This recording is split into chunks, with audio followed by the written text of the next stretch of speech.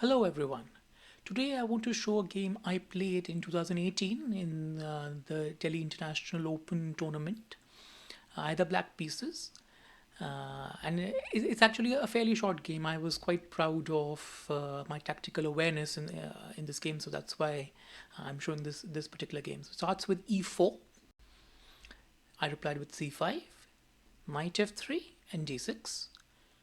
We have the Sicilian, but it transposes into a more of a Reti-like structure after g3, knight f6, and d3.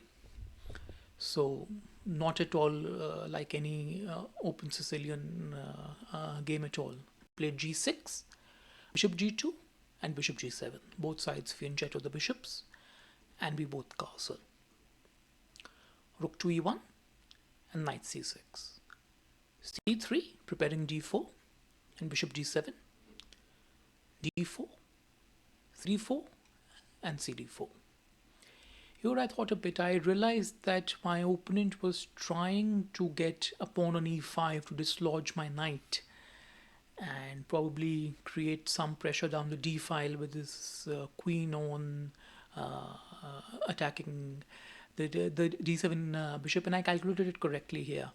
I played queen b6 and it works because the f2 pawn is a bit vulnerable, and if a knight were to land on g4 and the pawns in the on the d4 pawn were not there, there could be some chances of an attack. And my opponent actually went for e5, which overextends his central position.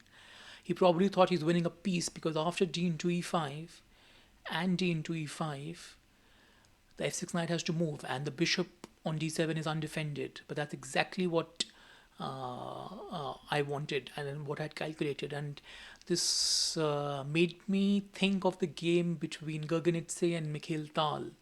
I have shown that game a few days ago, and in that game as well, the f2 pawn was a bit vulnerable. The rook was not on f1; it was on e1 as well, and here instead of a knight sacrifice, there's a bishop sacrifice, and the bishop is actually poisoned. But my opponent went for it. He played for queen into d7. And here's the point, that after queen into f2 check, the king is forced to h1 and knight c into e5. So black has grabbed two pawns immediately. Knight into e5 is not possible because the rook on e1 is hanging. There's pressure on f3, there's pressure on e1, and the queen is under attack. If my opponent thought of rook into e5, thinking that they've already have a piece, so might as well give up a rook for another piece, you have rook f to d8. And the rook not only attacks the queen but also x-rays the d1 square, which would be a very deadly check. So queen a4, guarding d1, and then knight into e5. The knight on f3 also has to guard the e1 square, so knight b2 would be mandatory, and simply development rook ac8. This is perfectly fine. We would have some exchanges here, and after queen a4, say rook into c1, rook into c1, and rook into d2.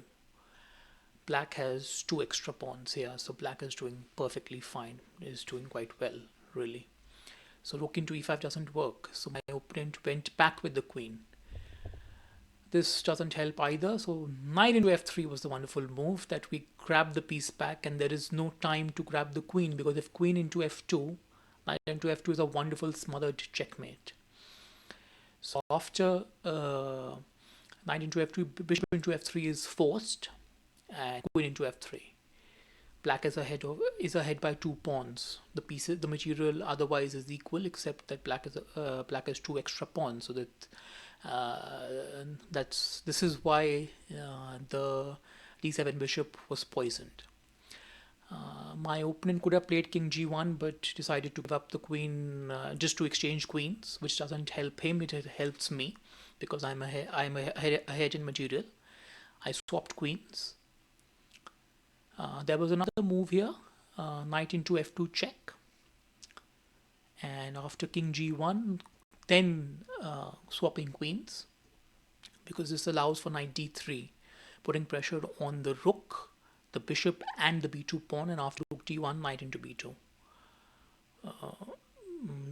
Once the d1 rook moves, then the a1 rook would be under attack from the bishop once the knight moves. So bishop to b2 and bishop into b2. This grabs a lot of material, so this would be even faster. But I swapped queens immediately, queen into g2 and king into g2. And I played rook ac8. Just defending my e7 pawn by a tactic. The rook has to guard the bishop. Knight d2 developing.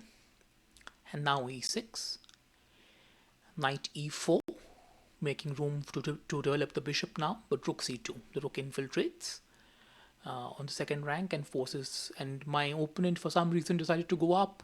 I think there was a thought of attacking my knight, which seemed quite threatening, but f5.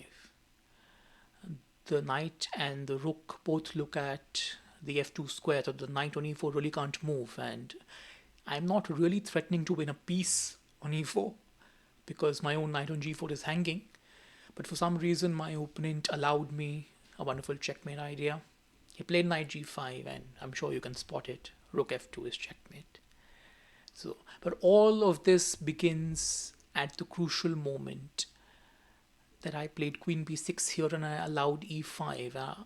I thought that because that was the plan with c3, d4, that is where my opponent was building up, and I thought I calculated quite a bit before going for queen b6 and thinking that can I leave my bishop undefended, and it turned out I could, and e5, this was a critical point for the attack. So it pays to remember some nice motifs from top games, and I thank Mikhail Tal for helping me in this game.